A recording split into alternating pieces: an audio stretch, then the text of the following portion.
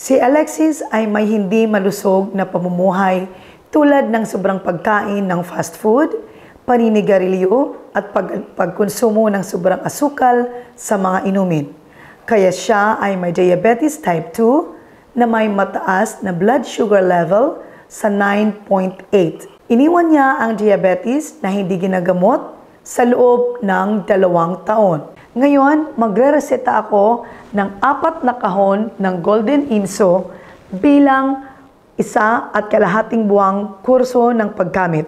At ngayon, uuwi na siya at may re-examination kami in 1.5 months. Ngayon ay mayroon akong appointment kay Mr. Alexis upang suriin ang kanyang sitwasyon sa diabetes.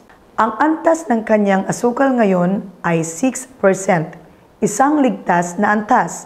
Salamat sa Golden Inso. Nakakatulong ito upang makontrol ang asukal sa dugo ng isang ligtas na rate at maiwasan ang panganib ng mga sakit sa mata, mga sakit sa ugat. Lubos kong inirekomenda ang mga taong natigil sa diabetes na uminom ng Golden Inso. Irerekomenda mo ba ang mga taong may sakit na diabetes na gumamit ng Golden Inso, Mr. Alexis? Opo, Doktor. Salamat, Golden Inso.